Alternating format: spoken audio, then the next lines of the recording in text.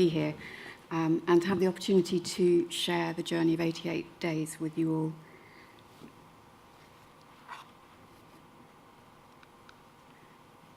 So I'm going back to 2005. In 2005, I received an unexpected letter addressed to Mr. Alex Calinescu, which wasn't unusual. It was from the Joseph and Annie Albers Foundation in Bethany, Connecticut, inquiring as to whether I might be interested in spending some time at the foundation as artist in residence. Somewhat tongue-in-cheek, I replied that assuming Mrs. Alex Calinescu would be welcome, I would be delighted to accept. My initial thought was to wait until an autumn slot was available, as Connecticut was known to be beautiful in the fall. However, I would have had to wait until 2007, which felt too far away, and so I decided to leave it to the foundation to suggest a time. The next residency available was in April 2006. I asked whether it might be possible to extend the usual 2 months to 3. We agreed a period of just under 3 months, beginning on the 4th of April 2006 and finishing on the 30th of June, to be specific, 88 days. And so began an incredible journey. Being both practical and acutely aware of the time factor, I decided it would be wise to order a replica of the standard materials I had in my studio, and for these to be delivered to the foundation prior to my arrival. This included numerous 5-litre tubs of Lascaux acrylic, which rather ridiculously had to be shipped from their factory in Switzerland to London, and then out to Connecticut, various widths of rolls of 12-ounce cotton duck, and a large number of stretcher bars from a well-known art shop in New York. In addition, I filled a suitcase with dozens of panels cut in a size very familiar to me, brushes, stretching tools, and various other materials and tools I thought might be useful. I was clear from the outset that I didn't want to arrive with set ideas of what I might or should make. I very much wanted the work to come out of from my experiences at the foundation. That said, there was one project that I'd given myself. Shortly before leaving for Connecticut, I'd made a couple of blind embossed prints, something very new to me. And I think we can add blind embossed prints to that list of prints that could be in the exhibition for printmaking at the Fitzwilliam. Late one night, thinking about my time ahead at the foundation, I suddenly thought, why not create a series of blind embossed prints, one made at the end of each working day? And so I ordered 88 zinc plates to be delivered before I arrived. Little did I know how much this simple idea would come to mean to me. In April the 4th, 2006, I arrived at the Joseph and Annie Albers Foundation, very weary, into a studio space that felt frankly quite alien. The evidence of the previous inhabitant very much present, trestle tables out, and a certain amount of mess. But reassuringly, there in a corner were my materials waiting for me. And there, in amongst the mountain of 5-litre tubs of paint, stretchers, rolls of canvas, was the crate containing the 88 zinc plates. Immediately whisked out to dinner by Nick Fox-Weber, the director of the foundation, and some of the staff, there was no time to do anything more than have a quick wash and sit down very briefly. Returning to the studio later, and although desperate to go to bed, I turned to the business of opening the crate. The 88 zinc plates alone were extremely heavy, and the crate had, of course, been built to withstand their weight and prevent any damage during transit. I had taken the precaution of checking with the foundation in advance to make sure there would be basic tools in the studio. Yet, when it came to opening the crate, I discovered there was nothing there bar a claw hammer. Suffice to say, I had a small sense of humour failure. Somehow, I had to get into the crate. It was absolutely fundamental to the integrity of the project that the first plate was made on my first night. I'm really not sure how I managed, but I finally broke into the crate and took a plate out. Time to make that first mark in so many ways. That done, I cleared the studio, swept the floor, and went to bed.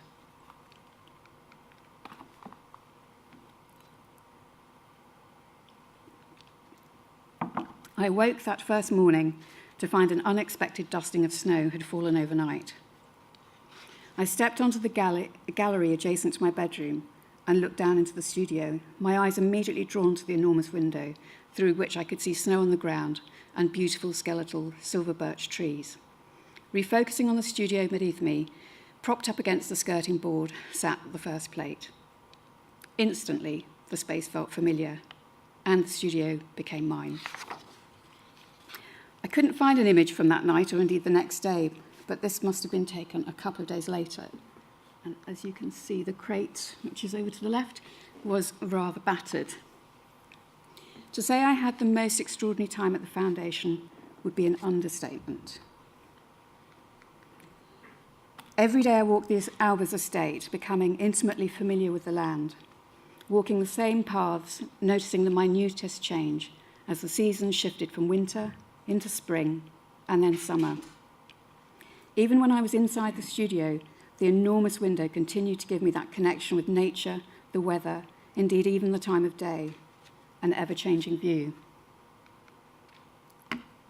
I worked late, regularly until 5 a.m., when the light of dawn began to appear and nature reawoke. It would be fair to say I experienced an outpouring of work like nothing before. At the end of each working day, my final moment in the studio was to draw on the zinc plate waiting for me before making my way upstairs, turning to take a last look at the work from the gallery above the studio before tumbling into bed in utter exhaustion, and so into the next day. As the days passed, the plates marched around the studio, propped up against the skirting. Their presence an acute reminder of where I was in my time at the foundation. Numbering them on the back of each day, I became even more aware of the days, certain standing out. 8 days, 22 days, a quarter of the time. 44 days, halfway. I remember thinking this was most definitely a half-cup empty moment. Already I had a sense that I would not want to leave. I began the process of painting many layers of stop-out varnish around the marks I had drawn and painted onto the plates. This required patience and a very small brush, as some of the marks were very fine and the images complicated.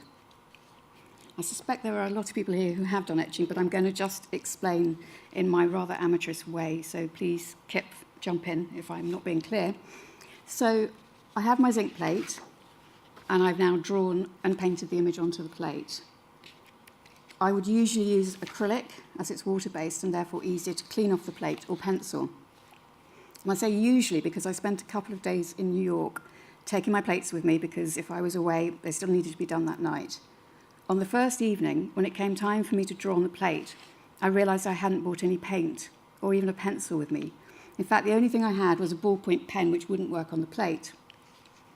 Maybe I was taking this all too seriously, but for me, making the plate the following day would have compromised the project. And I suddenly thought, toothpaste. Thank you, Colgate. So using bits of paper and toothpaste, the image was made. So going back to the process, these marks that I've drawn are what will be etched, even by the acid. So now I need to protect the rest of the plate.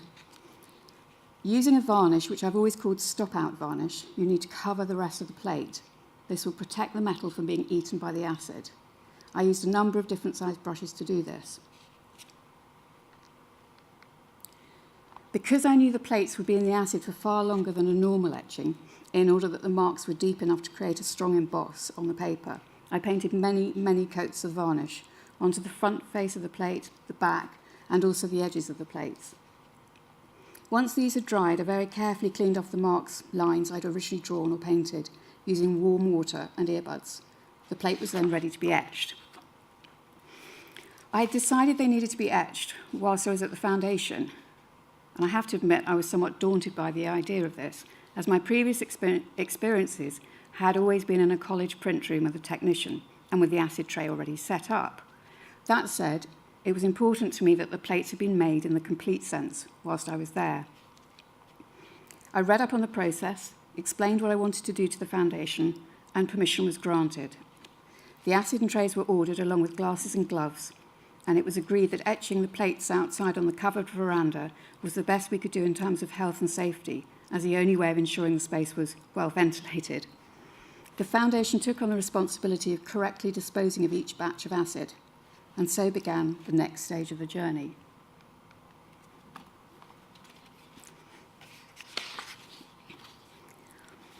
Timing was critical, as I very much wanted the plates to be etched to a similar depth. What I lacked, though, was the experience to judge how the strength of the mix of acid to water would change over time due to etching several batches of plates one after another, and the impact of the humidity. It was an extremely stressful experience.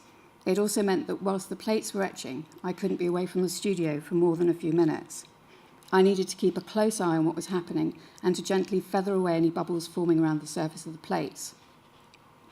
I knew I would be anxious until I returned to the UK to begin to print them, as, until I saw the first image on paper, I really wouldn't know if what I'd produced would work.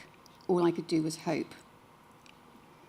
Now, at this stage, I imagined editioning these myself on a very small but much-loved Victorian star-wheeled etching press. My naivety was then, and indeed remains, laughable. But at the same time, the practicalities of how this project would be realised were far from my mind. My focus was entirely on the work and giving my all to making the best possible use of the gift of this time. And it was sadly passing all too quickly.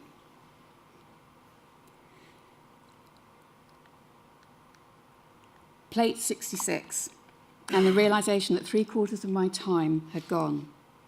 I felt such a strong sense of being home, the first time I'd ever really experienced this. Every moment was precious, and I was pushing myself to the very end. And then into my final week. On the 26th of June, the art handlers came to the studio to pack up and crate the work. The foundation donated a crate formerly used to transport one of Joseph's pieces for the zinc plates, which felt very appropriate. The studio was suddenly empty, all except for the last 3 plates. They would be travelling home with me. I spent the time I had left walking the same paths I'd walked so often during the months I'd been there. Witnessing the smallest changes in the season and the landscape all around me had been an incredibly beautiful and intimate experience. Nature's gift indeed. I revisited those special places, giving myself time to sit and just be. I was leaving later that day, 88 days. Enough time to make my plate and etch it before I left. The first time I'd made one in daylight. I knew exactly where I wanted to be when I drew this. There was a lake just below the main foundation building. On the far side was a bench. For some reason, I'd always thought of this as Annie's bench. Sitting there, I had felt a sense of calm, stillness, and peace, unlike anything I could remember. I began to take a kayak out onto the lake each day, and it became the place I loved the most on the estate. With plate number 88 in my hand, a small pot of paint and a brush, I rowed out into the centre of the lake, and, without any conscious thought, 88 was made.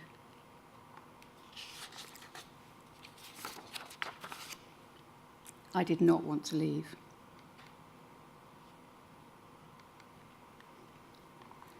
London, the 14th of July, 2006.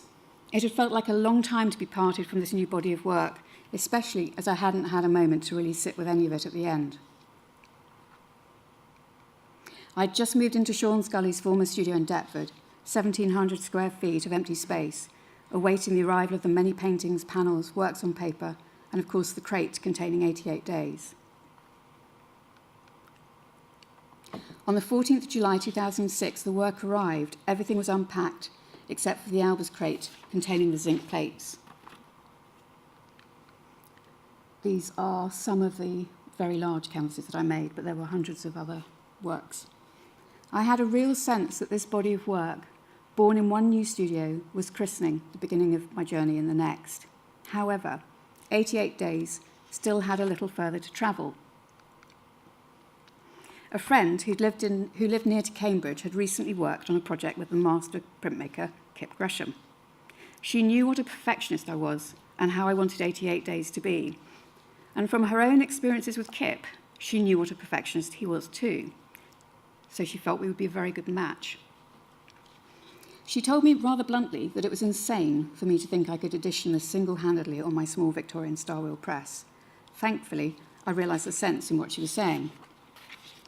And there was something about her description of Kip that just felt right. And Cambridge was my hometown too. It felt like a sign, and I'd learnt not to ignore those signs. And so I wrote to Kip, explained what I'd created and what I wanted it to become. And we agreed I would bring the plates to him with a view to us working on this together. To say I was nervous would be a massive understatement. I'd used my best judgment and trusted my instincts, but I was inexperienced, and there were so many inconsistencies in the way the edition had been etched that I had no idea whether the plates would be good enough.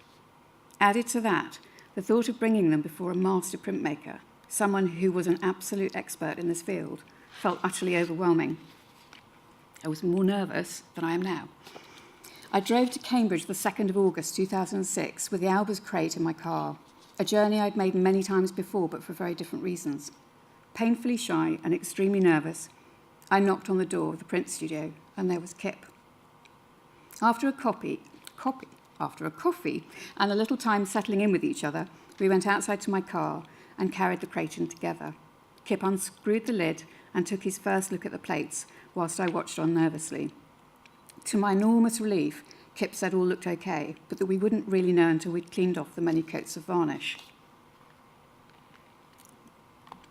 This was to be my job, whilst Kip began to file the neat, clean, tidy bit down the edges of the plates, so sleeves rolled up and apron on, and I began. My thinking behind the multiple layers of varnish had been rather along the lines of a belt and braces approach, and now I was rather ruining the many layers I'd painted on. It was hard work and extremely messy, but it also felt amazing.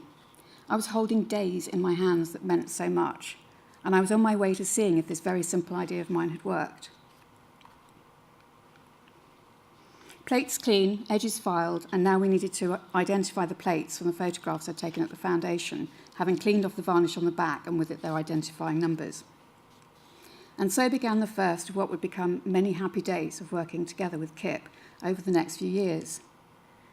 Throughout my creative life, I'd worked alone, and so this was a totally new experience. Suddenly, I was working with someone side by side, sharing our thoughts, ideas, laughter, and long hours of hard graft. And there was the fun of well-earned lunchtime picnics sitting in the sunshine beside the railway track. Sometimes there was much chatter, more often a comfortable silence, and there was a rhythm of working, all very different to the solitary time I was used to. It was such a happy time. Along the way, I was learning a great deal from someone who was indeed a master printmaker, but also an artist in his own right too. He intrinsically understood all that 88 days represented and meant to me, and how I wanted it to be. There was a strong bond between us, and I trusted him, something else that was sadly quite new to me.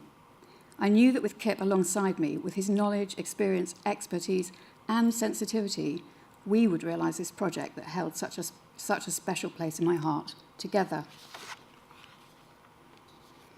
A month later, we celebrated the editioning of our first proof set. Printed up, 4 on the enormous bed, and printed to a sheet. These were left to dry between sheets of blotting paper until I returned on the 6th of September, and we tore the 44 sheets down to size. 88 images on 88 sheets of paper. A substantial stack indeed. I'm just going to pop them out here.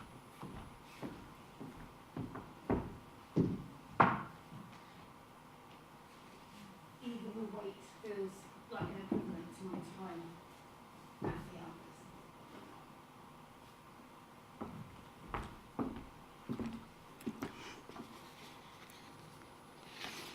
Albers. I was determined that the edition would be printed in full within the first year of my time at the Albers. We began editioning in earnest on the 26th of March 2007. Even then, I hadn't quite understood the reality of what it would take to edition 15 sets of 88 plates, plus 2 artist proofs set, 1,496 prints in total. Yes, I really had thought I could do this on my own. But what was clear, indeed fundamental to me, was that I remained fully involved in every stage of the process, my hand touching every plate and every piece of paper multiple times along the way. This time we laid out eight plates on the bed at a time, 4 to be printed on each sheet. Even so, it was a mammoth task. On the 28th of March 2007, a few days short of a year from the day my residency began at the Albers Foundation, we finished printing the edition. The printed sheets were placed between blotters in stacks and weights placed on the top. We were both utterly exhausted. I couldn't quite believe it. The wave of emotion to have reached this point was enormous. There was joy for the incredible experience I'd had at the Albers Foundation, and joy that this time had led me to Kip and the print studio. But there was sadness too. I hadn't wanted to leave the foundation. I had felt truly accepted there for the first time in my life. Time with people who intrinsically understood me, and for similar reasons, I really wasn't ready to leave the print studio either. But the journey still wasn't over. 26th of May, 2009. An unexpected and lengthy divorce combined with a bout of ill health had slowed things down, and so nearly 2 years had passed before I finally returned to the print studio on the 26th of May. It was a highly emotional moment. Reunited with the 88 plates and the prints, I was instantly reminded of that extraordinary and very happy time I'd spent at the foundation 3 years before. And to be back at the print studio with Kip, a place that had been so nourishing and full of light, and where 88 days had been kept safe in my absence. My life had moved in such an unexpected direction during the 2 years that had followed my residency, and I felt mentally and physically battered. The hug I received from Kip said it all. There was no need for words. We were on the final stretch. It was time to tear down the big sheets of paper, firstly from 4 images per sheet to 2, and then down to its final form, 1 single print, each day in individual stacks. Taking a pencil to write the number of the day at the bottom, how many times I wondered, had my hand touched each sheet? At 2:30 p.m. on June the 1st, 2009, Kip and I carried 22 well-wrapped parcels outside and carefully placed them into my car. We'd shared quite a journey.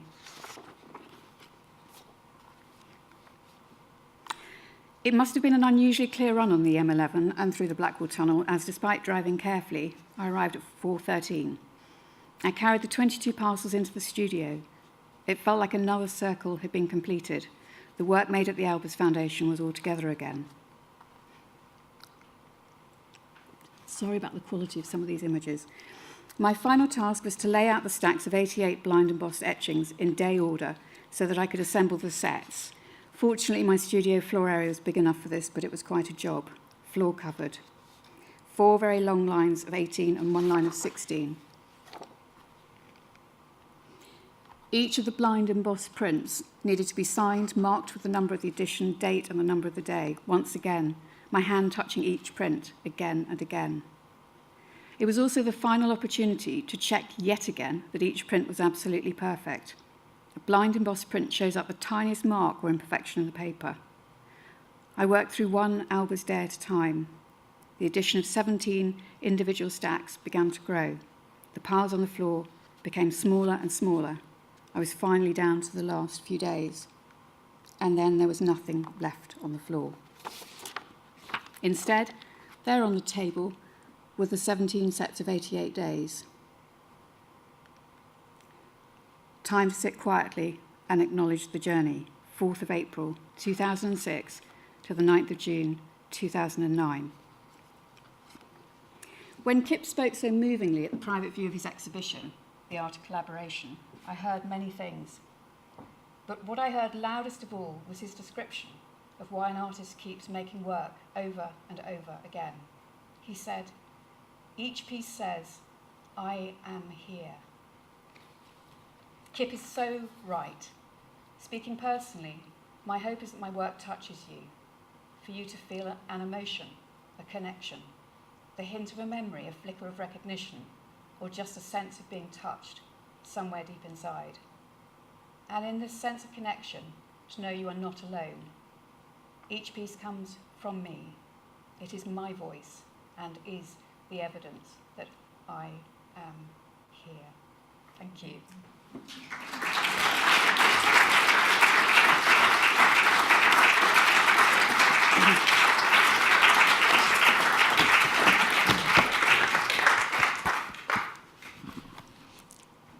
Thank you so much, Alex.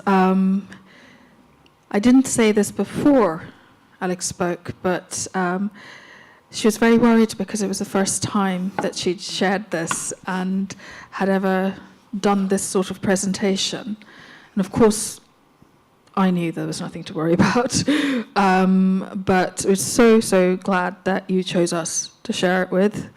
And I'd like to open it out to questions. Thank you.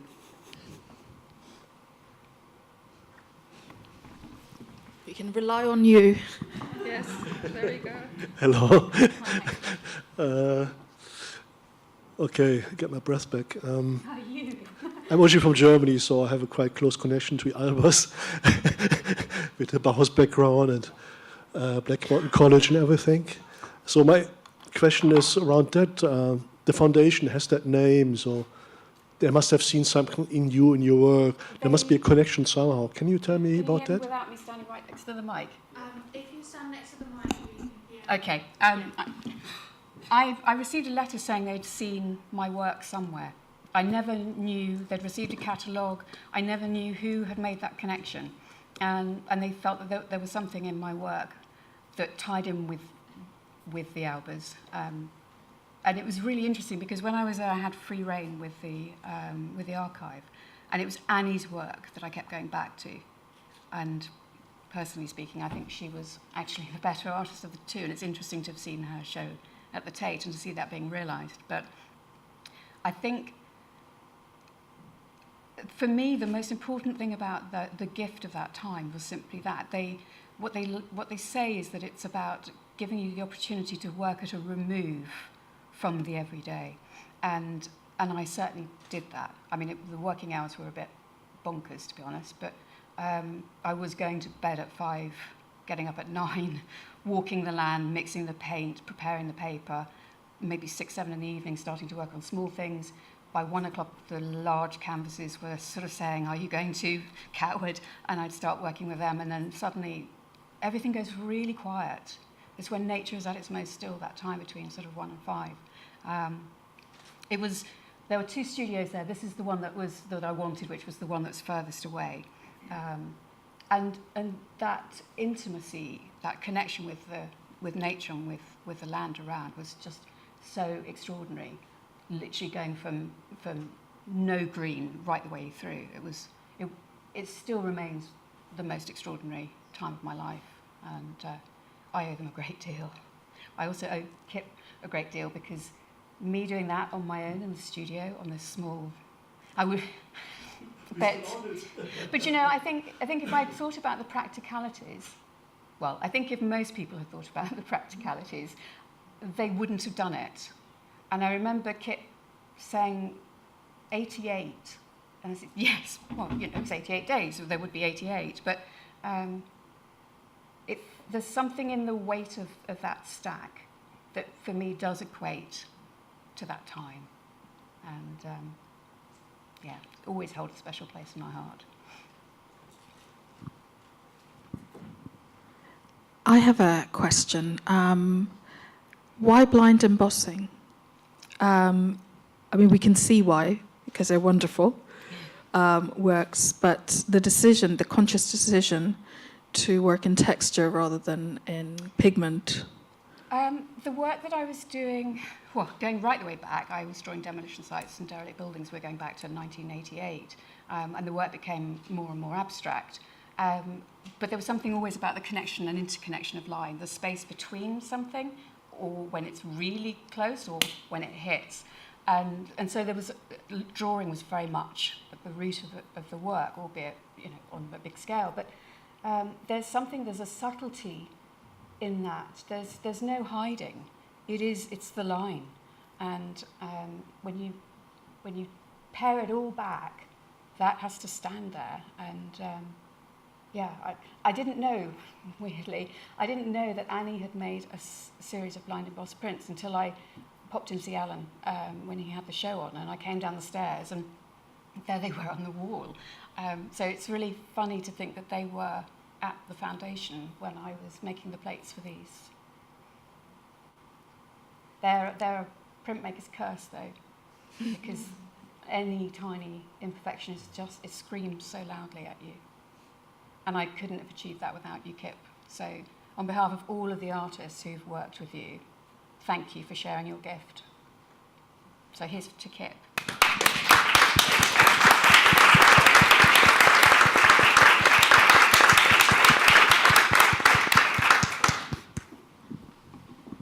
We have one more question. One last question. Hello, thanks for sharing. You're very kind of sort of diary in a way. Yeah, And it looked like you lived every day. I did. So, a question, I'm curious, I think I know the answer, but I'd love your explanation, is when you look at them, and you've touched them many times, do you recall a day when you look at that circle? Are there special ones that come out? Is it like a record? Is it a diary? It is a diary. It's a very good question. It's also a very difficult one because I unexpectedly found my whole world changing shortly after coming back, and the work that would immediately followed that experience didn't come into being. It will have come into being in different ways. So I didn't have the gift of all that should have come, and we say should have come because obviously my journey was meant to be different. The intention with it, there are two ways that because it's also been sort of hidden and shut down along with my studio until quite recently. I think artists are very good at retreating into their work when life is difficult. So there are two ways that I really want this to be experienced. One is that you literally, every day, you turn a page. So it's very interesting in terms of the difference between this being a book where the sheets are, but I really like that idea as well because it's more of a physical, the touch is really important. So, I mean, I have a book at home called 365 Days of Buddhist Offerings, image, bit of text, and you turn the page. And so, really, I want someone to journey with it in that way, in a very physical way. And the other thing I want to do is to find the right space and have an exhibition of them as a single line going around a space, grey wall, so that it gives people the opportunity to walk my journey. In the first few days, I think I did quite consciously think about my day when I was making the mark, but it did become, perhaps I shouldn't say this, but it did become like brushing your teeth in the evening. It was the last thing that you did, however tired, whatever. And I really trust that in the way that we make work, whatever came out was a representation of the day without it being a conscious thought. Hence, on that 88th day, I don't even remember making the marks. So, and in the tea break, if anyone wants to come and have a look, it'd be really, really welcome. Because it's, I think I've realised, maybe a little late, that making the work is one part of what we do. If we don't let it leave the studio or we let people in, then that dies with you. And that's not what we're doing. So it is about people experiencing, seeing, hearing, feeling the work. Otherwise, what's the point? So I hope that answered your question. Thank you. Thank you so much, Alex. Thank you.